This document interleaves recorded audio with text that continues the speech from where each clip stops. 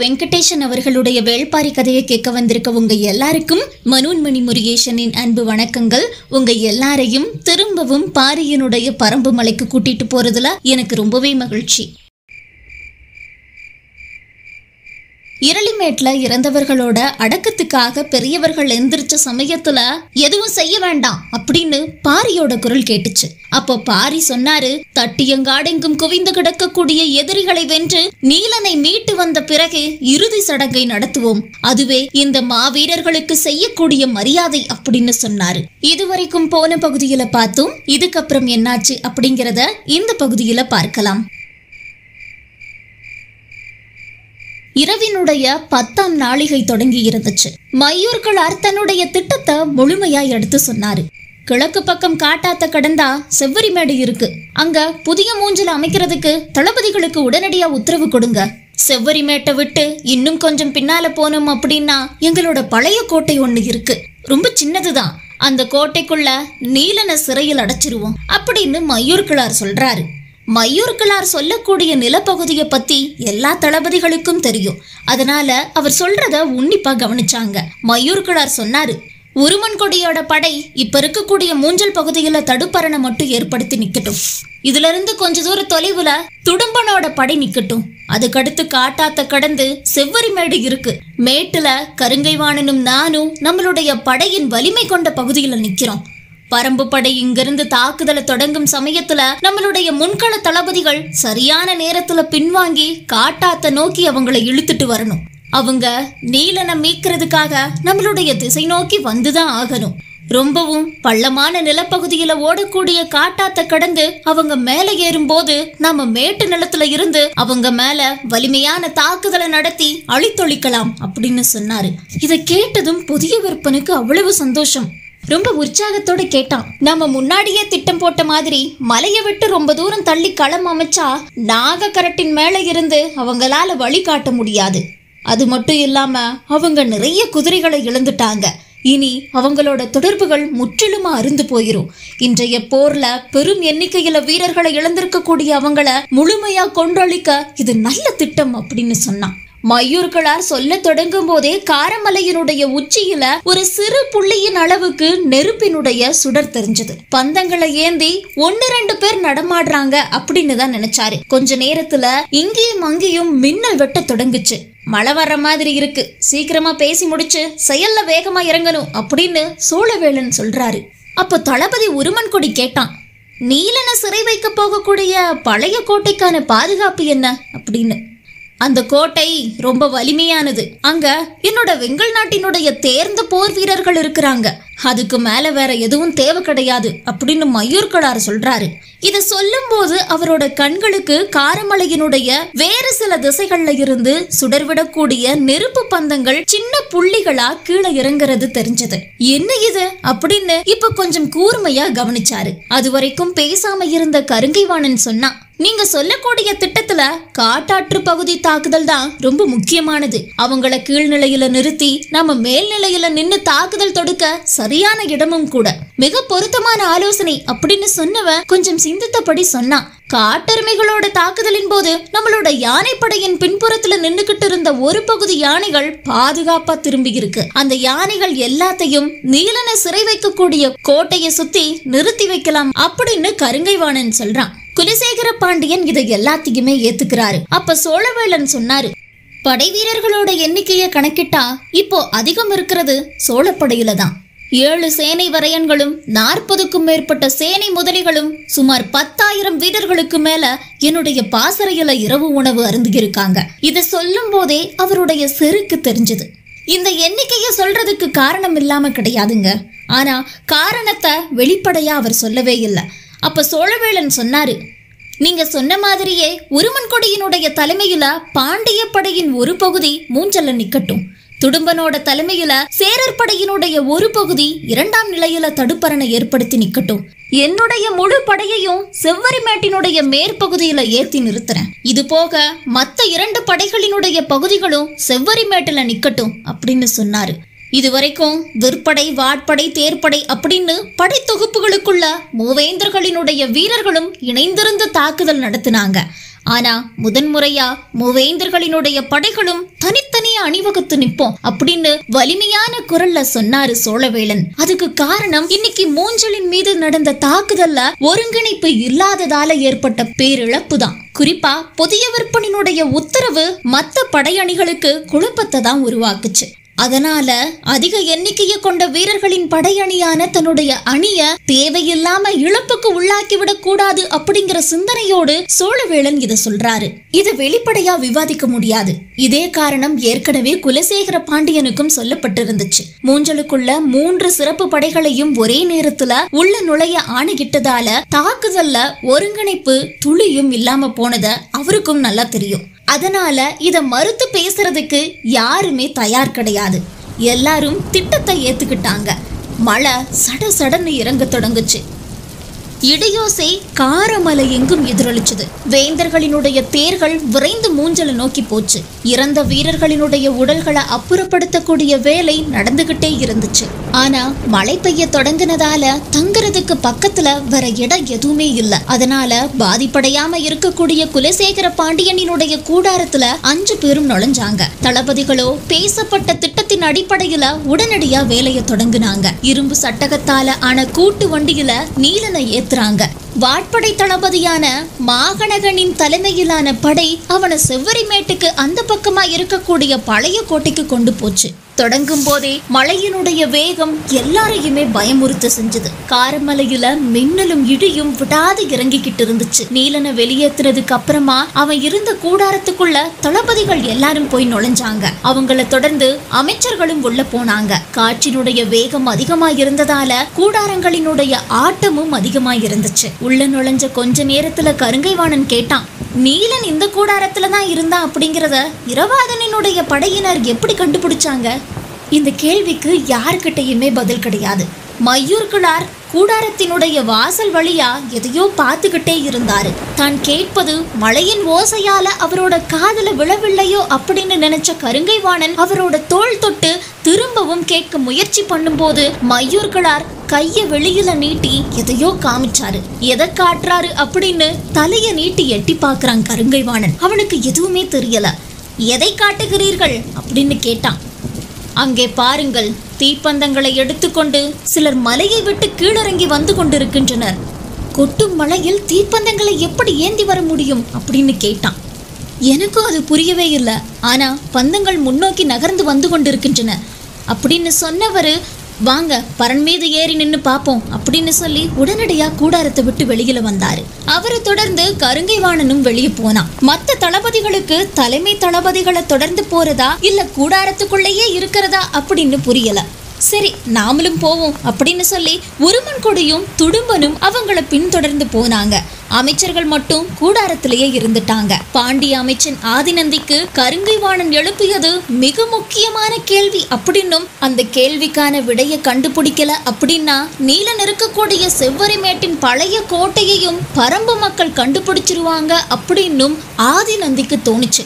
ஆனா இத பத்தி இப்ப பேசுறதுக்கு தளபதிகள் யாரும் கூடாரத்துல இல்ல. எல்லாருமே வெளியில போயிருந்தாங்க. தளபதிகள் பரன் அடிவாரத்துக்கு வந்து சேர்ந்தாங்க. காத்தோட சேர்ந்து மழை பெய்யறதால பரன் ஆடிக்கிட்டே இருந்துச்சு. மேலே ஏறுறது பாதுகாப்பா இருக்குமா அப்படின்னு எல்லாரும் ஒரு நிமிஷம் யோசிச்சாங்க. 3 நாளைக்கு முன்னாடி வீசிய பேய் காற்றையே தாங்கிய இந்த பரன் இந்த காத்துக்கு ஒண்ணு ஆகிறாது அப்படின்னு சிந்திச்சுக்கிட்டே வேக வேகமா மேலே ஏறுறாங்க. அவரை தொடர்ந்து கருங்கைவாணனும் மேல போறான். மத்த 2 தளபதிகளும் கீழே நிக்க சொன்னாரு மையூர்கிழார்.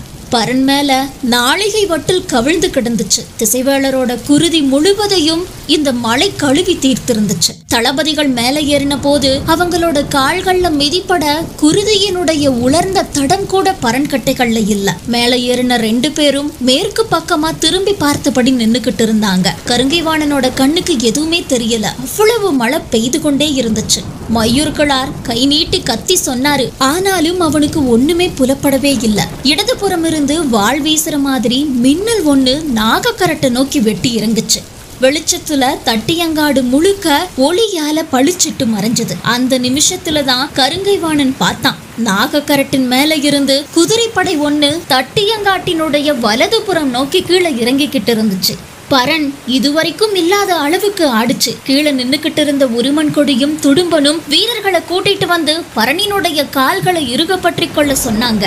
ஆனா மேல நின்னுக்கிட்டு இருந்த 2 பேரும் பரண் ஆடுறதையோ இடியோசையோடு மழை முன்ன விட அதிகமா பெய்யுது அப்படிங்கறதையோ கண்டுக்கவே இல்லை. அவங்களுடைய கவனம் எல்லாம் கொட்டக்கூடிய பேய் மழையில தீப்பந்தம் எப்படி எரிஞ்சுகிட்டு இருக்கு அப்படிங்கிறது தான். கீழே இறங்கி வர்றது ரொம்ப சின்ன படைதான், அதனால பெரிய தாக்குதலை ஏற்படுத்தி விட முடியாது. ஆனா ஏன் அவங்க வந்துகிட்டு இருக்காங்க? எல்லாரோட கைகள்லயும் பந்தம் வேற இருக்கு, எதை எரியூட்ட வந்துகிட்டு இருக்காங்க அப்படின்னு சிந்திச்சபடியே நின்னுகிட்டு இருந்தாங்க. நள்ளிரவு 15ஆம் நாளிகை தொடங்கி இருந்துச்சு. எதிரிகளோட செயல்களை உற்று பார்த்தபடி ரொம்ப நேரம் நின்னுகிட்டு இருந்தாங்க. மனசுக்குள்ள பெரும் குழப்பமா இருந்துச்சு. சோழப்படையோட பாசறை தான் அந்த திசையில முதலாவதா இருக்கு. நாகக்கரட்டுல இருந்து கீழே இறங்கின வீரர்கள் நேரா அந்த பாசறையை நோக்கி போறாங்க. இவ்வளவு சிறிய படையினர் 10,000 வீரர்கள் இருக்கக்கூடிய சோழர்களின் பாசறையை தாக்க போறாங்களா அப்படின்னு கேள்வியை எழுப்பியபடியே நிலைமைய ஒத்து கவனிச்சுக்கிட்டு இருந்தாங்க. கருங்கை வாணனோ மலை மேல இருந்து கீழே இறங்கி இருக்கக்கூடிய அந்த சின்ன படையை தாக்கி அழிக்க உத்தரவு கொடுக்கணும் அப்படின்னு துடிச்சான். சற்று பொறுப்போம், என்ன நடக்கிறது என்று தெரிந்து கொள்வோம் அப்படின்னு மையூர்கிழார் சொன்னாரு. சொன்ன நேரத்துல தான் மையூர்கிழாருக்கு சுளுந்த கம்பினுடைய நினைவு வந்துச்சு. கருங்கை வாணன் கிட்ட அதை பத்தி சொன்னாரு. காட்டுக்குள்ள அரிய வகையான சுளுந்து கம்பி இருக்கு, அதை கூரா வெட்டி தீப்பற்ற வச்சோம் அப்படின்னா அது கொழுந்து விட்டு எரியும். காத்தாலையும் மழையாலையும் அதை அணைக்கவே முடியாது. குச்சிய கீழே போட்டு அது மேல மண்ணள்ளி கொட்டுனா மட்டும்தான் அதை அணைக்க முடியும் அப்படின்னு சொன்னாரு. கீழே இறங்கிய பரம்பு நாட்டு குதிரை வீரர்கள் பாசறைய நெருங்கி விட்டனர் அப்படின்னு தெளிவா தெரிஞ்சது. அவங்க 2 பிரிவுகளா பிரிஞ்சு பாசறையினுடைய 2 பக்கங்கள்லயும் சுத்துறத பந்த சுடர்கள் நகரக்கூடிய வழிகள்ல இருந்து புரிஞ்சுக்க முடிஞ்சது. சோழப்படையோட பெரும் பாசறை தான் அங்க இருக்கு. அங்க காவல் வீரர்கள் இருப்பாங்க. ஆனா மழை கொட்டக்கூடிய இந்த நள்ளிரவுல விழிப்போடு இருப்பாங்களா அப்படிங்கறது சந்தேகம்தான். நம்ம முரசொலி எழுப்பி கவனப்படுத்துவோமா அப்படின்னு கருங்கை வாணன் கேட்டான். இந்த மழையில முரசோட ஓசையோ கொம்போசையோ அவ்வளவு தூரத்துக்கு கேட்காது அப்படின்னு மையூர்கிழார் சொல்றாரு. காற்றினுடைய வேகத்தால பரண் ரொம்ப ஆட ஆரம்பிச்சுது. கவனமா இருக பிடிச்சு நில்லுங்க அப்படின்னு சொன்ன கருங்கை வாணன் இடதுபுறமா இருக்கக்கூடிய கம்பத்தை நல்லா பிடிச்சு நின்னான். அப்போ வடகோடியில மின்னல் வெட்டி இறங்குச்சு. அதை உத்து பார்த்தபடி அப்படியே நின்னுகிட்டு இருந்தான். கொஞ்ச நேரம் 2 பேரும் எதுவுமே பேசல. கொஞ்ச நேரத்துக்கு அப்புறமா மையூர்கிழார் கேட்டாரு, அந்த தீப்பந்தங்கள் அசையாமல் நின்ற இடத்திலேயே நிற்கின்றன, அதை கவனித்தீர்களா? கருங்கை வாணன் இடதுபுறமா இருக்கக்கூடிய கம்பத்தை பிடிச்சுக்கிட்டே அந்த பக்கமா பார்த்துக்கிட்டு இருந்ததால அவர் கேட்கறது காதுல விழவே இல்லை. மையூர்கிழார் திரும்பவும் உரத்து குரல் கொடுத்த போதுதான் கருங்கை வாணன் திரும்பி பார்க்கிறான். என்ன கேட்டீர்கள்? அவங்க ஈட்டியோட மேல் முனையில பந்தங்களை கட்டி எடுத்துட்டு வராங்க. அந்த பந்தங்களை வீசி எறிஞ்சிருக்கிறாங்க. ஈட்டி குத்தி நிற்கக்கூடிய இடமெல்லாம் பந்தம் நின்று எரியுது பாருங்க அப்படின்னு மையூர்கிழார் சொல்றாரு. அப்படின்னா வந்தவங்கெல்லாம் எங்க போனாங்க அப்படின்னு கருங்கை வாணன் ரொம்ப பதட்டத்தோட கேட்டான். அவங்க எல்லாரும் நாகக்கரட்டுக்கு திரும்பி போறாங்க. மின்னல் ஒளியில இப்பதான் பார்த்தேன். நானும் தான் பார்த்தேன். ஆனா நாகக்கரட்டுல இருந்து பல பேர் கீழே இறங்குறாங்க அப்படின்னு கருங்கை வாணன் சொன்னான். எந்த பக்கம் அப்படின்னு மையூர்கிழார் கேட்டாரு.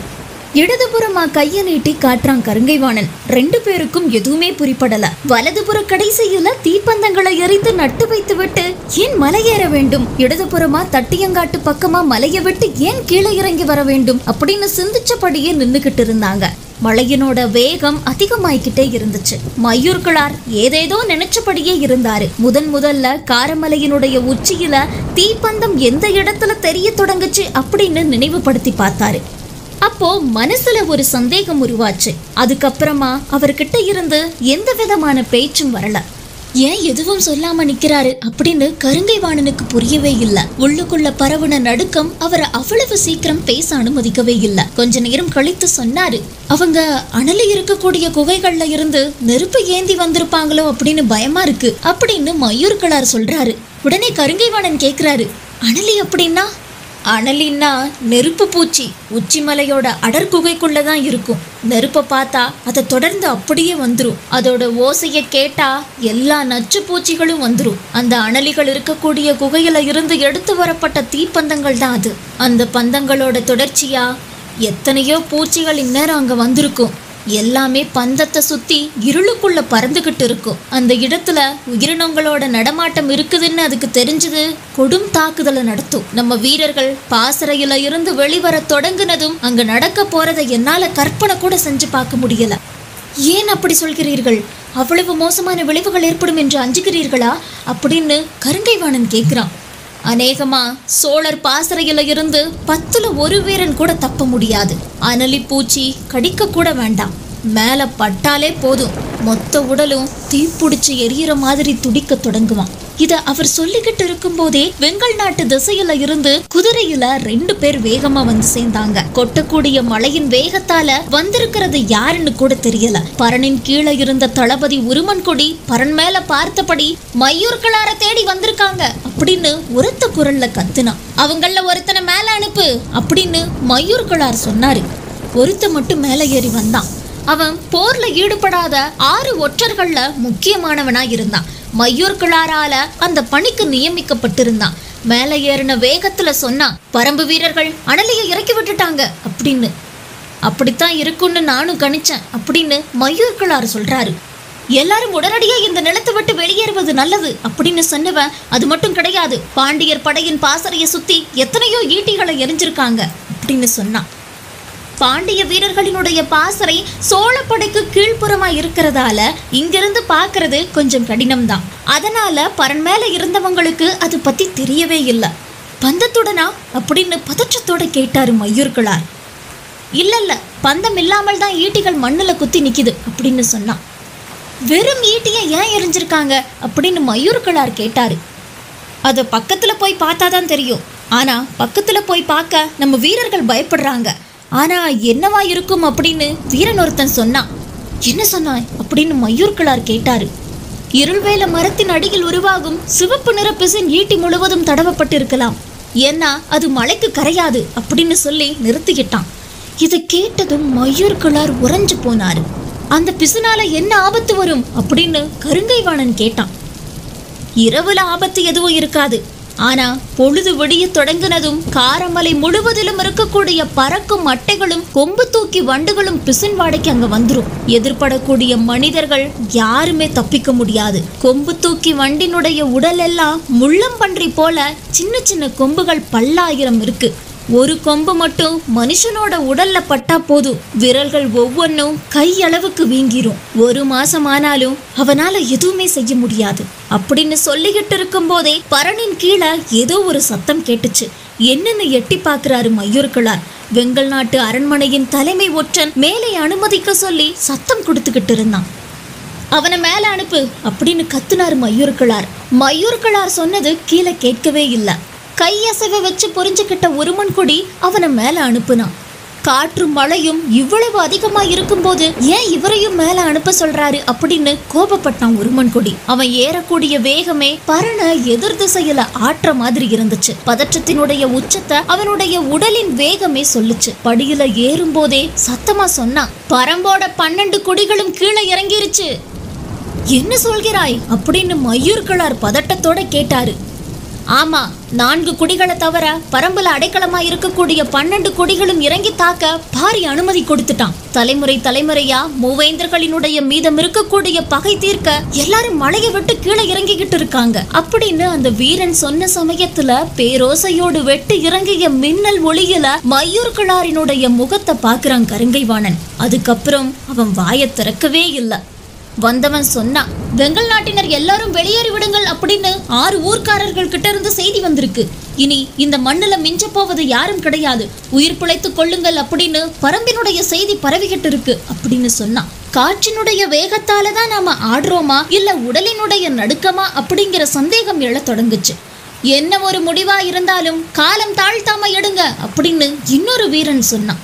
எதிரில வெகு தொலைவுல மூஞ்சல் தெரிஞ்சது. குலசேகர பாண்டியனினுடைய கூடாரத்தின் முன்னாடி கண்ணாடி கூடுகளாலான பெரு விளக்குகள் ஒளி சிந்தி கொண்டிருந்துச்சு. பார்த்த நிமிஷத்துல ஆபத்து புரிய தொடங்குச்சு. பெரும் குரல்ல விளக்கை அணையுங்கள் அப்படின்னு கத்துனாரு மையூர்களார்.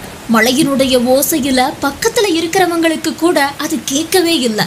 கடைசியா மேல போனவனை விட 2 மடங்கு வேகத்துல கீழே இறங்குனாரு மையூர் கிழார். மையூர் கிழாரை தொடர்ந்து எல்லாருமே கீழே இறங்குனாங்க. இறங்குன வேகத்துல குதிரையின் மேல ஏறி மூஞ்சலை நோக்கி வேகமா போனாரு. விளக்கொளியின் அபாயத்தால துடிச்சது மையூர் கிழாரோட உடல். குதிரைய விடாம அடிச்சு விரட்டினாரு. மூஞ்சலை நெருங்கின சமயத்திலேயே பெரும் குரல்ல கத்துனாரு, விளக்கை அணையுங்கள், விளக்கை அணையுங்கள் அப்படின்னு சொல்லி.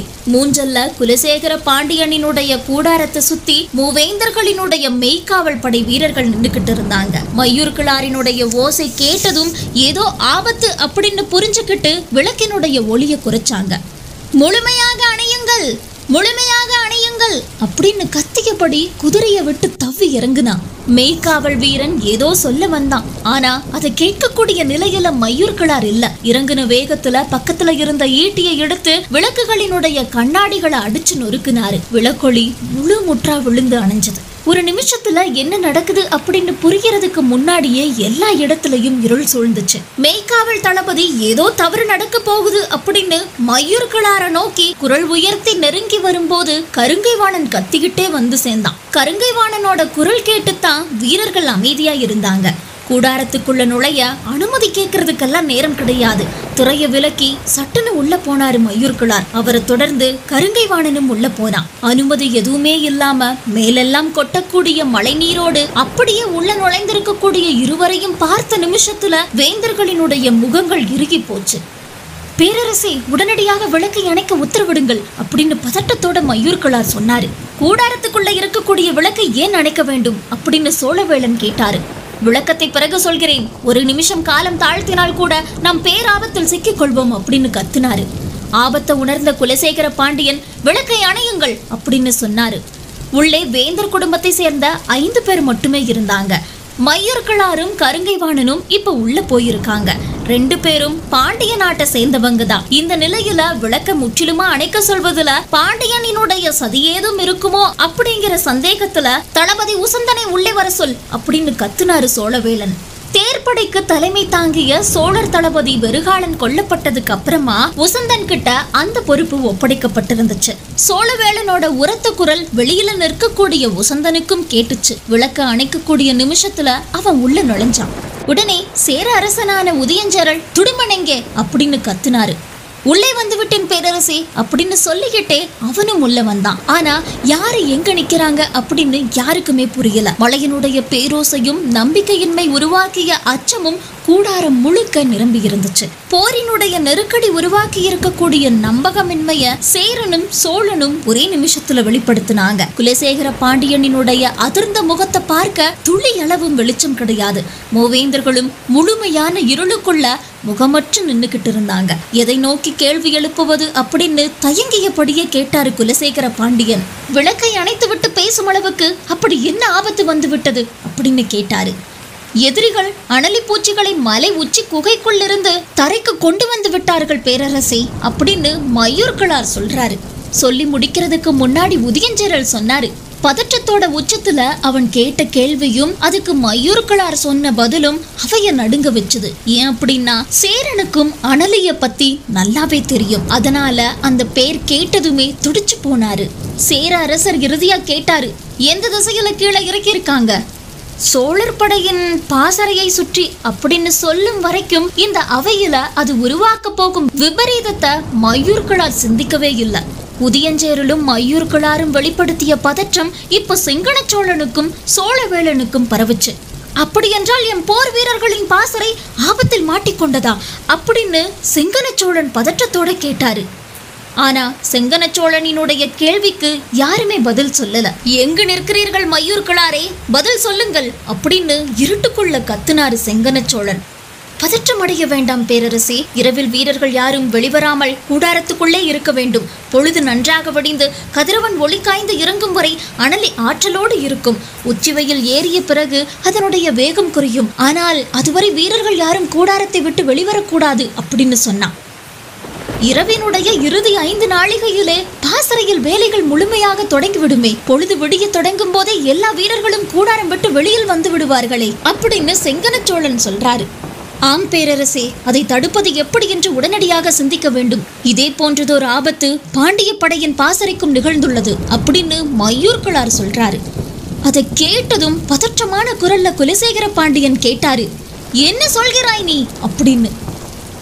ஆம் பேரரசே, இருள்வேல மரத்தின் சிவப்பு நிற பிசுந்தடவிய ஈட்டிகளை நம் வீரர்கள் தங்கி இருக்கக்கூடிய பாசறையை சுற்றி எறிந்துள்ளனர். பொழுது விடிந்தால் காரமலை முழுவதிலும் இருக்கக்கூடிய பறக்கும் அட்டைகளும் கொம்பு தூக்கி வண்டுகளும் பிசின்வாடைக்கு கீழிறங்கிவிடும். அதன் பிறகு எதிர்ப்படும் மனிதர்கள் கடும் தாக்குதலில் மாட்டிக்கொள்வார்கள் அப்படின்னு மயூர் கிழார் சொன்னாரு. இதை கேட்டதும் பதற்றத்தினுடைய உச்சிக்கு போனான் புதிய விருப்பன். என்ன சொல்கிறீர் மயூர் கிழாரே, நம் வீரர்களை பாதுகாக்க வேறு என்ன வழி இருக்கிறது அப்படின்னு கேட்டாரு. விடுவதற்குள் வீரர்கள் அனைவரையும் பாசைக்குள் இருந்து வெளியேற்ற வேண்டும்.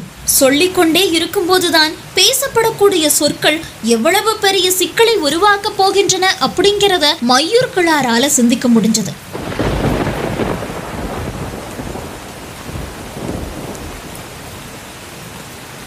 சோழர்களினுடைய பாசறையும் பாண்டியர்களினுடைய பாசறையும் ஒரு காத இடைவெளியில தான் இருக்கு. இங்க இரவோடு இரவா வீரர்கள் வெளியேறினா அது ஏற்படுத்தக்கூடிய ஓசை சோழர்களினுடைய பாசறைக்கு நல்லாவே கேட்கும். பாண்டிய வீரர்கள் எல்லாரும் வெளியே ஓடுறத சோழர்களினுடைய ஒரு வீரன் பார்த்தா போதும், ஏதோ ஆபத்து இருக்கு, அதனாலதான் பாண்டிய வீரர்கள் பாசறையை விட்டு வெளியேறாங்க அப்படின்னு நினைச்சு ஒரே நிமிஷத்துல சோழர்களோட வீரர்களும் வெளியே வருவாங்க. அந்த நிலை ஏற்பட்டா அனலி பூச்சிகளுக்கு மிஞ்ச போவது யாருமே கிடையாது. பேரரசரினுடைய கூடாரத்தை விட்டு வெளியில நின்னுக்கிட்டு இருந்தான் உருமன் கொடி. அவன் பக்கத்துல அடுத்த நிலை தளபதிகளும் மெய்காப்பாளர்களும் நின்னுக்கிட்டு இருந்தாங்க. கொட்டக்கூடிய மழையின் ஓசைய விஞ்சி வெளியில கேட்டுச்சு கூடாரத்துக்குள்ள வேந்தர்கள் பேசிக்கிட்டு இருக்கக்கூடிய ஓசை. வெளியில நிற்கக்கூடிய மெய்காவல் படை தளபதிகளுக்கு என்ன செய்யறது அப்படின்னு புரியல. விளக்குகள் முற்றிலுமா அணைக்கப்பட்ட இருளுக்குள்ள வேந்தர்கள் ரொம்ப கோபத்தோட உரையாடிக்கிட்டு இருக்காங்க. அது ஆபத்தை ஏற்படுத்தி விடும் அப்படின்னு பயப்பட்டாங்க எல்லாருமே. ஆனா அரச உத்தரவு இல்லாம உள்ளேயும் போக முடியாது. குழப்பத்துல என்ன செய்யறது அப்படின்னு தெரியாம வெளியவே நின்னுக்கிட்டு இருந்தாங்க. அப்போ பாண்டிய நாட்டு ஆபத்துதவிகளினுடைய தலைவன் சொன்னான், 3 பேரரசர்களின் தலைமை மெய்காவலர்களும் ஒன்றாக உள்ளே செல்வோமா அப்படின்னு கேட்டான். சோழ பேரரசினுடைய மெய்காவல் படையான வேளக்கார படையின் தலைவன் சரின்னு சொன்னான். ஆனா சேர மன்னனோட மெய்காவல் படையான காக்கு வீரர்களினுடைய படைத்தலைவன் கிட்ட இருந்து மட்டும் எதுவுமே பதில் வரல. இதனால காலம் கடந்துகிட்டே இருந்துச்சு. அப்போ பாண்டிய நாட்டு ஆபத்துதவிகளினுடைய தலைவன் திரும்பவும் கேட்டான், ஏன் நீங்க மட்டும் பேசாம இருக்கீங்க அப்படின்னு. தட்டியங்காட்ட பார்த்தபடி நின்னுகிட்டு இருந்த காக்கு வீரர்களினுடைய படைத்தலைவன் சொன்னான், தட்டியங்காட்ட நோக்கி உத்து பாருங்க.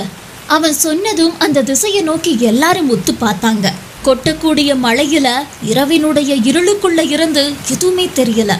ஒண்ணுமில்லையே அப்படின்னு சொல்லிக்கிட்டே இடதுபுறமா திரும்பும் போது மின்னல் ஒளியில தட்டியங்காடு முழுவதும் ஒளிர்ந்து நின்னுச்சு. அவ்வளவு நேரமும் தங்களுடைய தளபதிகள் நின்னுக்கிட்டு இருந்த பரண் மேல வீரர்கள் சில பேரு ஈட்டி ஏந்தி நின்னுக்கிட்டு இருந்தாங்க. அதனுடைய அடிவாரத்துல இருந்து ஆவேசமிக்க பரம்பு வீரர்கள் பாய்ந்து வந்து கொண்டிருந்தாங்க. எதிரிகள் வந்து கொண்டிருக்கிறார்கள், எதிரிகள் வந்து கொண்டிருக்கிறார்கள் அப்படின்னு மெய்காப்பாளர்கள் பேரோசை எழுப்பிய போதுதான் கூடாரத்துக்குள்ள இருந்தவங்களுக்கு ஆபத்தினுடைய அளவு புரிய தொடங்குச்சு.